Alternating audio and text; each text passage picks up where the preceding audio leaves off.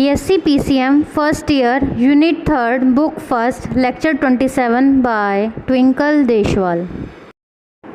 Hello student, आज का हमारा टॉपिक है Kepler's third law from Newton's law of gravitation.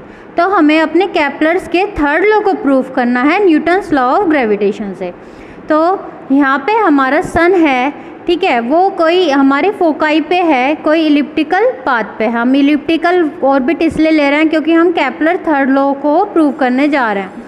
तो देखिए यहाँ पे ये ऐसा कोई हमारा सन है और ये हमारी अर्थ है जो रिवॉल्व कर रही है। एक पॉइंट पे ये ए पॉइंट पे है, देन दूसरा पॉइंट अगर हम लें तो बी पॉइंट पे अर्थ इस पॉइंट पे है।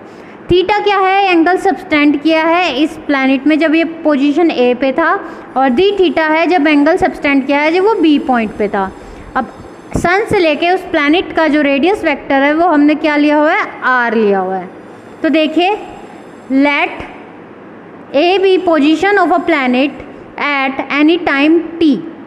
कोई टाइम इंस्टेंट लिया हमने टी। हमारा जो प्लैनेट है, जो हमारी अर्थ है, वो ए पोजीशन पे है, वो रिवॉल्व कर रही है around the sun in elliptical path. Sun be at one focus of ellipse. तो जो हमारा सन है इलिप्स के एक फोकस पे हमने एज्यूम किया है। And planet moves on to B. तो वो प्लैनेट ए से बी पोजीशन पे मूव करेगा in a small interval of time T T. तो अगर हमने यहाँ पे टी टाइम लिया है कि टी टाइम पे वो प्लैनेट हमारा यहाँ पर है, तो D T small D T time में वो प्लैनेट हमारा कहाँ होगा? इस पॉइंट पे होगा। यहाँ पे एंगल सबस्टेंड किया है थीटा, तो यहाँ पे एंगल सबस्टेंड करेगा वो डी थीटा। तो आगे देखिए, area swept out by the radius vector ऐसे। तो ये जो रेडियस वेक्टर ऐसे है, इससे जो हमारा एरिया जो स्वेप्ट होगा वो हमारा कुछ इस डायरेक्शन में होगा, एस ए बी। तो ट्राइंगल एस ए बी बना यहाँ पे क्रिएट होगा, एस ए बी। इसका जो एरिया होगा हम एरिया स्वेप्ट मानेंगे कि इतना वो उसने प्लैनेट ने इतना एरिया हमारा ट्रैवल कर लिया टाइम इंटरवल टी से लेके डी टी तक। अब देखिए, ट्राइंगल बना तो ट्राइंगल का एरिया हम कैसे निकालते हैं? Half base into height.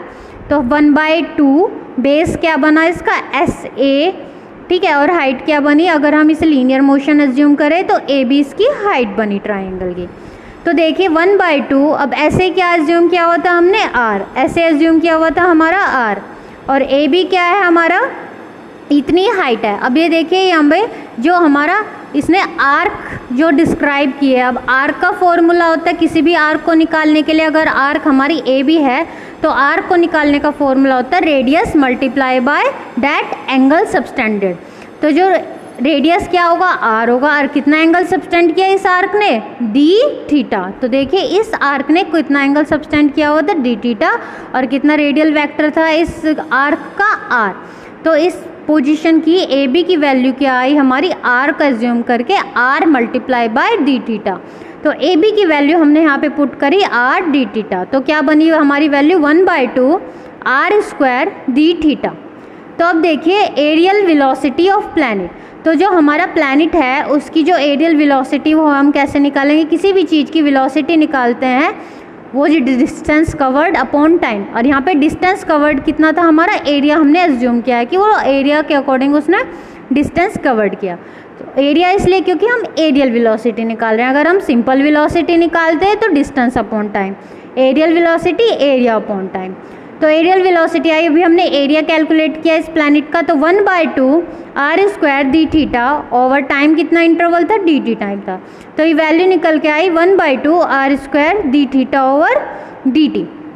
अब देखिए हम टाइम पीरियड निकालेंगे, time period of the planet around the sun. तो सन के अराउंड टाइम पीरियड क्या लगा उस प्लैनेट का? तो टाइम पीरियड जैसे हमारा नॉर्मल टाइम पीरियड होता है, अगर यहाँ पे एरियल वेलोसिटी के अकॉर्डिंग है तो हमारा टाइम क्या होगा? Area of the elliptical path upon areal velocity. क्योंकि हमारा अगर हम वेलोसिटी निकालें तो क्या होता है हमारा? Distance upon time. तो अगर ये टाइम इधर ले गए तो डिस्टेंस अपॉन वेलोसिटी, और यहाँ पे डिस्टेंस किसके टर्म्स में बात कर रहे हैं? क्योंकि एरियल वेलोसिटी के बात में कर रहे हैं, तो एरियल हमारा एरिया आएगा। तो हमारा टाइम क्या हो गया? Area of the elliptical path upon areal velocity. तो देखिए area elliptical path pi R square होता है, और पाई हो गया, और आर स्क्वायर हमारा रेडियस। तो पर यहाँ पे इलिप्टिकल पाथ में दो पार्ट होता है, ए तो होता है हमारा सेमी मेजर एक्सिस और बी होता है सेमी माइनर एक्सिस, तो वो दोनों ही रेडियस को हमने मल्टीप्लाई करके लिखना है। तो देखिए A and B are the semi major and semi minor axis of the ellipse, तो पाई ए बी और अपॉन एडियल वेलोसिटी जो भी हमारी निकल के आई थी 1/2 R square D theta over D T. तो टाइम क्या निकल के आया है, यहाँ से 2 अगर हमारा ऊपर चला गया 2 pi A B upon R square D theta over D T equals to 2 pi A B upon R square. D theta over D T को हम क्या लिख सकते हैं, ओमेगा लिख सकते हैं, क्योंकि ये क्या होता है हमारा differentiation angular velocity with respect to time, तो हमारा क्या हो जाएगा एंगुलर वेलोसिटी। तो हमारा और हम अज्यूम करेंगे आर स्क्वायर ओमेगा को हम एच अज्यूम करेंगे, लेट करेंगे, क्योंकि हमें डेरिवेशन कंप्लीट करना है।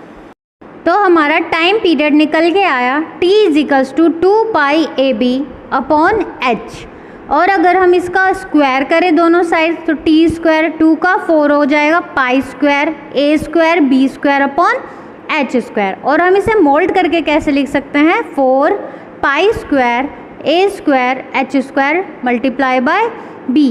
अब देखिए अगर हम ये जो हमारा H square over G M होता है सेमी लेटस रेक्टम, ठीक है, तो अगर बी स्क्वायर ओवर ए लें इक्वल्स टू एल और हम क्या कहें H square over G M, ये सेमी लेटस रेक्टम है, यहाँ से इन दोनों को वैल्यू को इक्वल रखें, क्योंकि यहाँ से भी यही वैल्यू निकल के आई है, ये ओरिजिनल इलिप्स की होती है, और अगर हमने न्यूटन्स लॉ को जब डिराइव किया था वहाँ से एल की सेमी लेटस रेक्टम की वैल्यू निकल के आई थी H square over G M.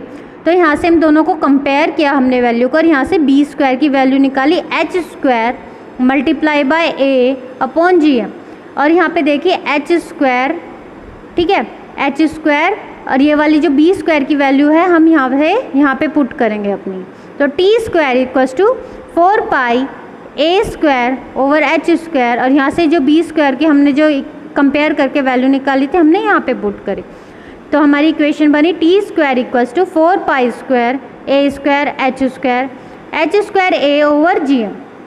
तो अब यहाँ पे देखिए 4 pi square G M multiply by A cube हो गया 4 पाई स्क्वायर, और यहाँ पे जी एम एच स्क्वायर से एच स्क्वायर कैंसिल हुआ। तो अब देखिए यहाँ पे जो 4 पाई, 4 भी कांस्टेंट है, पाई भी कांस्टेंट है, gravitational constant, mass of the sun, ये पूरा हमने एक कांस्टेंट एज्यूम कर लिया के, तो टी स्क्वायर इक्वल्स टू के ए की पावर क्यू।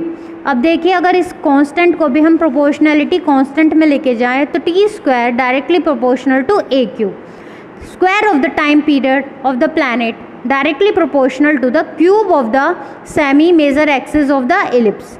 तो ये जो टाइम पीरियड है इसका अगर हम स्क्वायर लें प्लैनेट का, ये डायरेक्टली प्रोपोर्शनल हो जाता है हमारे क्यूब के, वो भी सेमी मेजर एक्सिस, क्योंकि ये ए क्या था सेमी मेजर एक्सिस और बी क्या था सेमी माइनर एक्सिस।